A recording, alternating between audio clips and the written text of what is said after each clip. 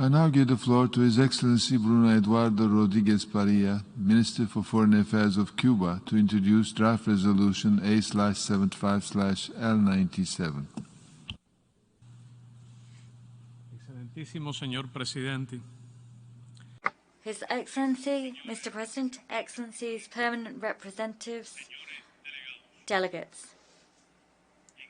In the year 2020, Cuba, like the rest of the world, had to face the extraordinary challenges posed by the COVID-19 pandemic.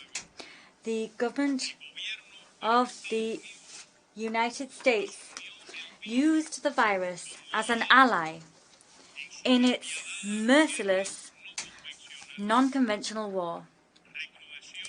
It, in a deliberate and opportunistic fashion, ratcheted up the economic, commercial and financial blockade and caused the country to suffer losses standing at around $5 billion. President Donald Trump applied 243 unilateral coercive measures to restrict the arrival of United States passengers and to damage third-party tourist markets. It adopted measures befitting of a time of war to deprive us of fuel supplies. It persecuted and spoke out against the health services that we provide for many countries. It increased its efforts to stymie commercial and financial transactions within other markets and devoted itself to intimidating relevant stakeholders with the application of Title III of the Helms-Burton Act to foreign trade bodies and investors. It also impeded the regular and institutional flow of remittances to Cuban families. It dealt heavy blows to the public and private sector and hindered ties with Cubans resident in the United States, as well as opportunities for family reunification. All of these measures today remain in force and are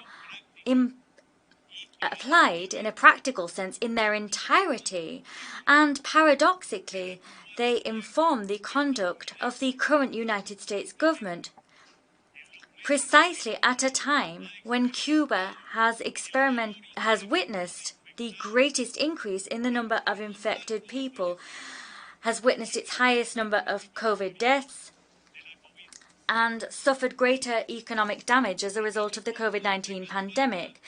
The electoral platform for the Democratic Party around the election promised voters that it would rapidly reverse actions taken by the government of Donald Trump, and in particular that it would eliminate restrictions on travel to Cuba, remittances, and the fulfillment of bilateral migratory agreements, including restrictions to the issuance of visas. It has been demonstrated that a vast majority of the United States people support the lifting of the blockade and their freedom to travel to the island, and that they believe that the Cubans that live in this country wish to enjoy normal relations with the United States and ensure the well-being of their families. Some blame this pernicious passivity on the part of the government on the electoral ambitions associated with Florida, or on the blatant dance conducted between the political and legislative elite. What will those that voted for President Joseph Biden think of what is happening? Mr. President, the human damage caused by the blockade is incalculable. No Cuban family has escaped the effects of this inhumane policy. Nobody could honestly state that the blockade does not have a real impact on the population. In the area of healthcare, it remains impossible to access technology, devices, treatments, and appropriate drugs. We're not able to acquire them from United States companies, and rather they have to be obtained at exorbitant prices using intermediaries, or they have to be substituted with less effective generics. And this is even the case for newborns and sick children.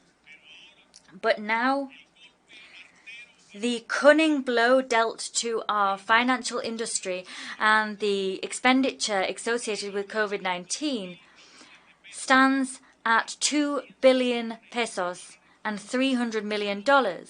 And such losses are meaning that we're further unable to obtain medicines for use in hospitals, or the supply is uneven.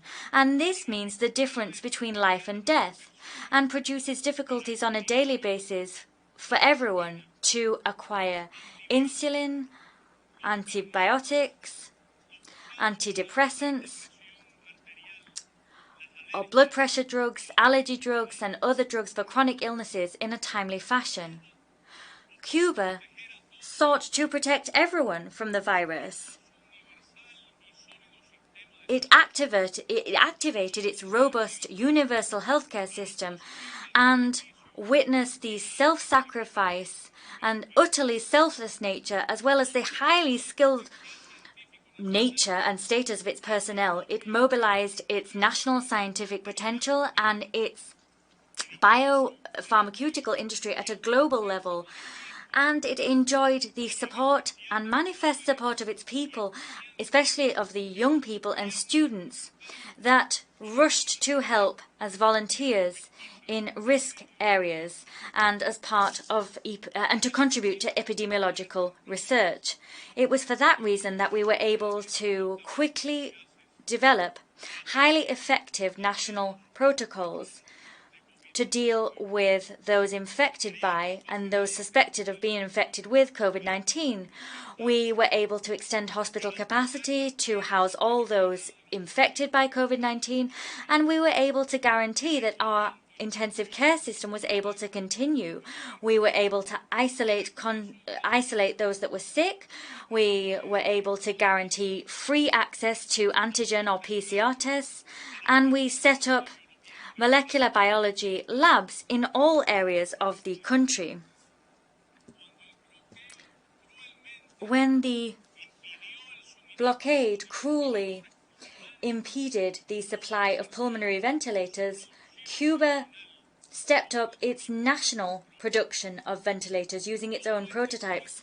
All of these efforts undertaken by the Cuban nation made it possible to keep death rates relatively low, particularly among healthcare personnel, breastfeeding women, children, and pregnant women.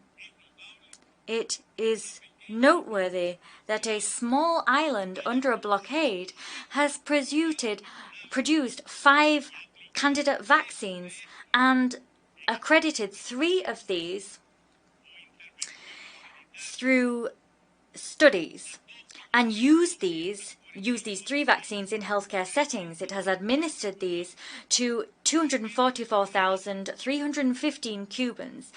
That number of Cubans have received at least 1 dose, and we intend to vaccinate 70% of its population by the end of this summer.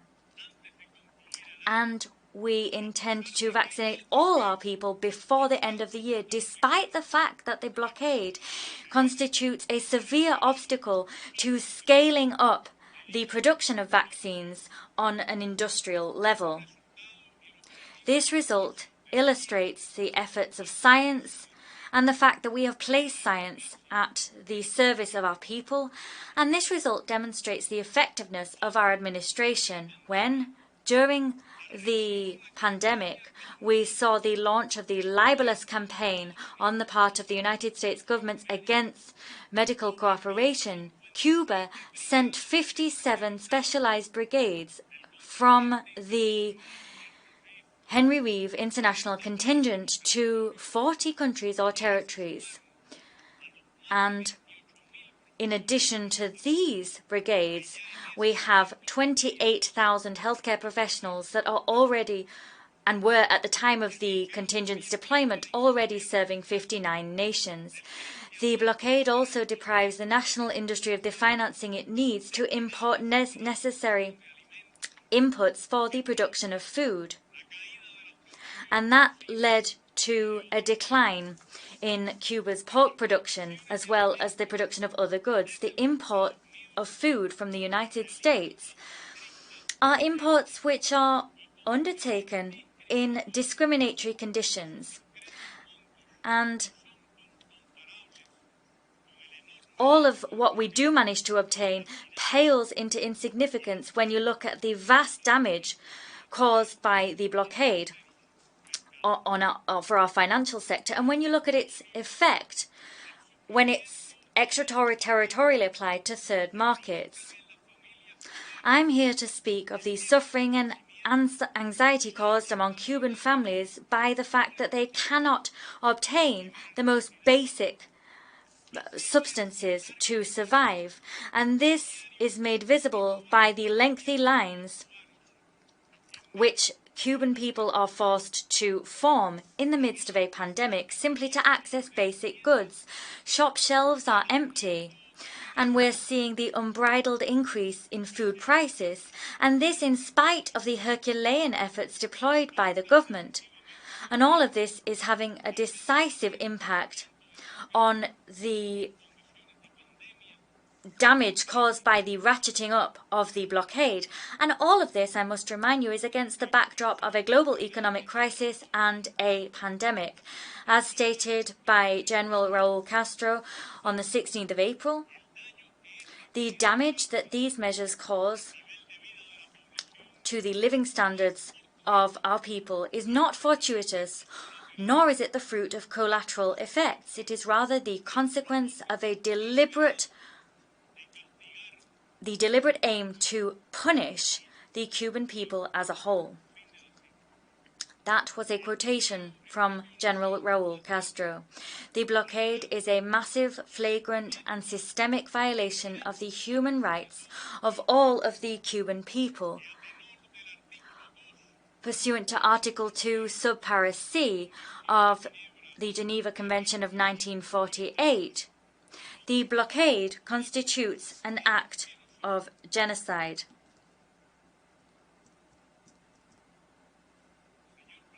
Mr. President, the authorities of the United States have cynically attempted to sow the idea that the Cuban system is failing and that its government is inefficient. It's trying to say that coercive measures do not affect the Cuban people and have no decisive impact on the difficulties of the national economy and are not a cause thereof. But let us look at the data. Since April 2020 until December 2020, the blockade produced damage to the tune of $9 million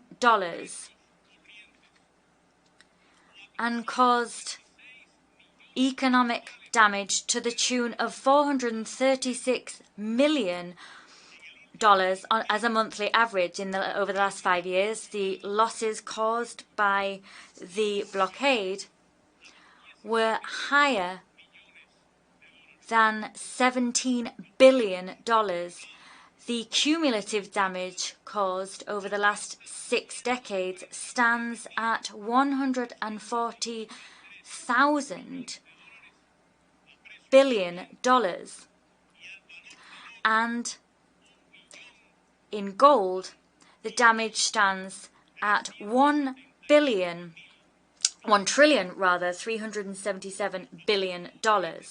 On the 10th of June, our banking and financial system was obliged to temporarily halt its acceptance of and depositing of in cash US dollars. And that step was a vital one in the face of the obstacles caused by the blockade in terms of using this currency or making it usable. It was a step that we wanted to avoid, but that we simply could not delay. What is being waged is an economic war, extraterritorial in scope. It's a war being waged against a small country already affected in recent times by the global recession and economic crisis caused by the pandemic, which has stripped us of vital revenue, such as that we gain from tourism. As President Miguel Díaz-Canel stated on the 19th of April, nobody with the faintest degree of integrity and with economic data that are in the public domain can overlook the fact that this blockade, this fence, is the primary obstacle to the development of the country and the primary obstacle it faces in its quest for prosperity and well-being. What would happen, I ask you, to other countries, including those of rich countries, if they were subjected to similar conditions? What would be the political or social effects of such measures? Mr. President, the blockade is a politically motivated act, perfectly described in the heinous memorandum of the politician Lester Mallory on the 6th of April 1960. It read, "We must quickly put in practice all possible measures to weaken economic life. We must deprive Cuba of money and supplies in order to reduce both nominal and real salaries, and this in order to cause hunger, despair, and to topple the government."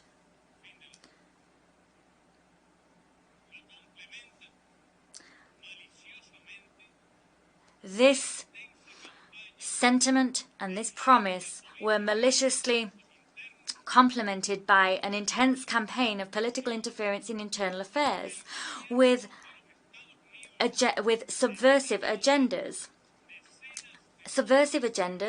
Agendas of regime change that continue under the current U.S. administrations. Every year, the United States devote tens of millions of dollars of the federal budget to these campaigns, as well as additional covert financing. The goal is to sow political and social instability in Cuba in the context of the economic difficulties which the government of the United States itself causes.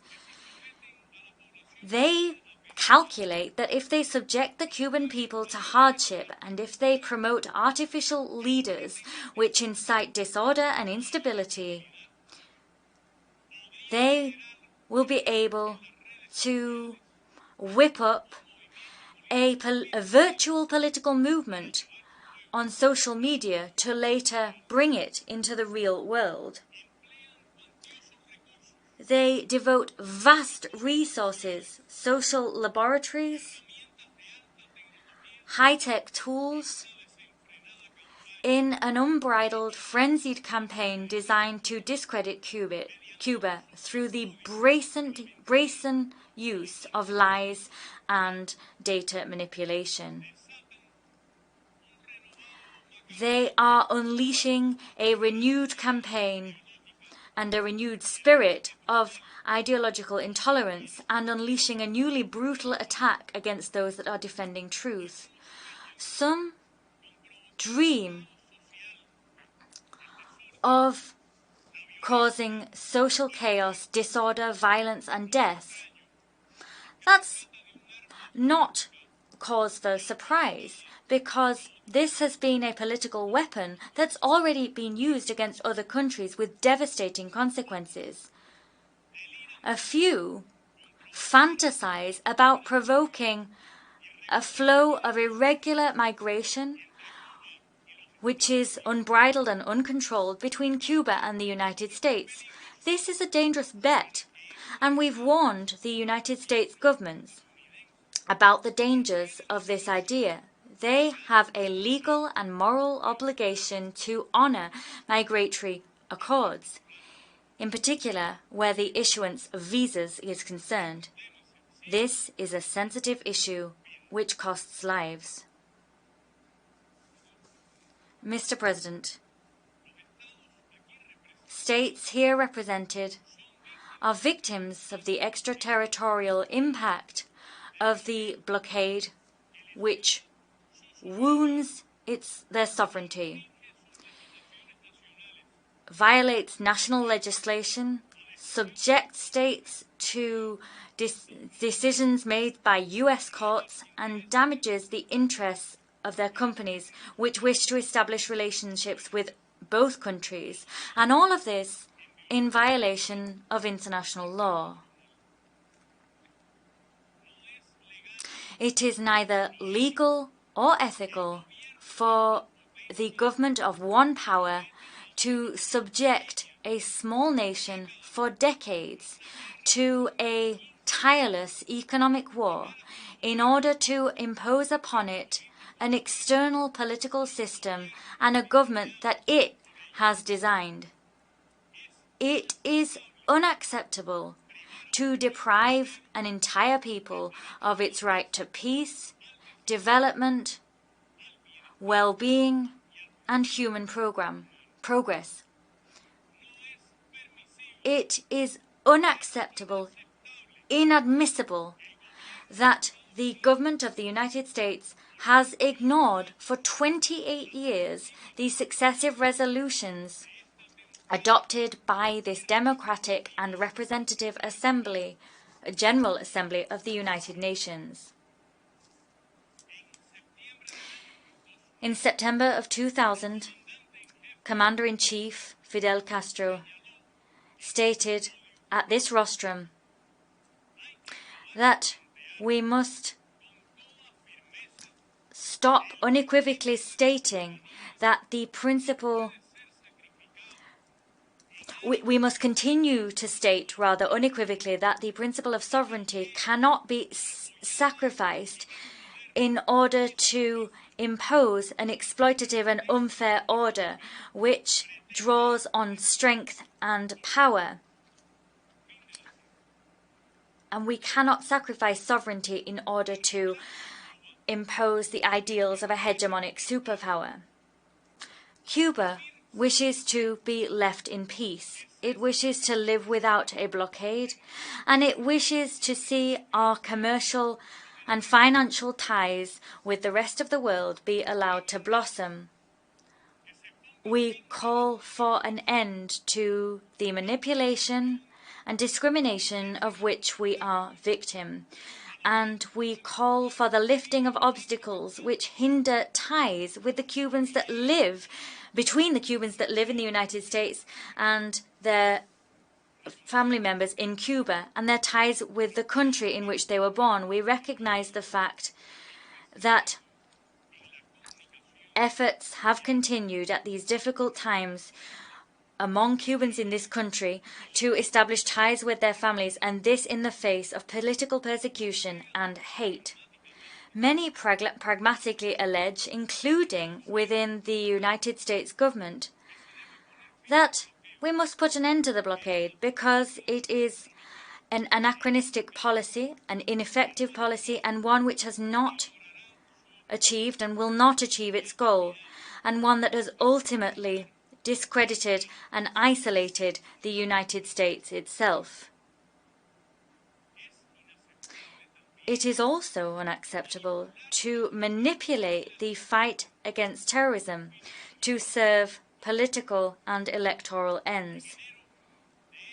In January of this year, 9 days before the current government took office, the administration of President Trump included Cuba on an arbitrary and unilateral list of states which supposedly sponsor international terrorism. And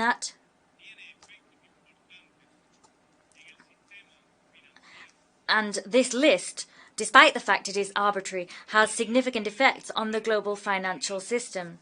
No one can honestly maintain that Cuba is a terrorist sponsor. Nobody. Recent revelations simply ridiculed this idea. Even so, on the 14th of May,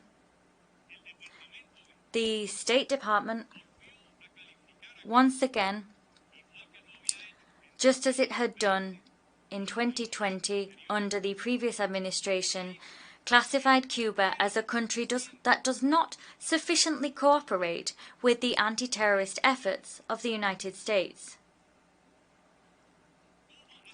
Cuba has fallen victim to the terrorist actions organized, financed, and implemented by the United States government or from the territory of this country.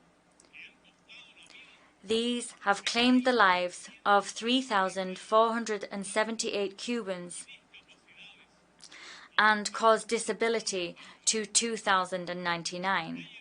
There is ample evidence of attempts to cooperate and also acts of effective cooperation in recent years between the agencies of both countries. Our position on terrorism is well known to you all. We unequivocally condemn this practice, whatever its form or whatever its manifestations. Mr. President, as a result of a sovereign decision and for the good of the nation as a whole, Cuba has for years worked tirelessly to update its model and the socialist state and its state of law and social justice. And it has worked steadily to make these changes with the support of a large majority of citizens, as expressed through free, direct, and universal votes. This is an arduous and highly complex task and would be under any circumstances. It's a task made all the more difficult in the face of the unrelenting hostility of United States imperialism. This imperialism, this hostility will under no circumstances lead us to stop what we're doing or to yield to their will. I warmly thank our compatriots and the friends of Cuba throughout the world for their solidarity and their assistance. We thank all of those that have extended this support to Cuba despite the efforts of their government and have, despite the opposition of their government, been able to come to our country. We are encouraged by the fact that thousands of people throughout the world have come together in recent days to call upon the United States government to put an end to the blockade. These voices have included many, many Cubans. They have been flying the flag, the Cuban flag, even here, on behalf of my country, on behalf of its dignified and generous people that continues to resist and heroically struggle forward. I submit for your consideration Draft Resolution A/L97, the necessity of ending the economic, commercial, and financial embargo imposed by the United States of America against Cuba. Like the virus, the blockade suffocates and kills, and it must stop. Homeland or death, we will overcome. Thank you.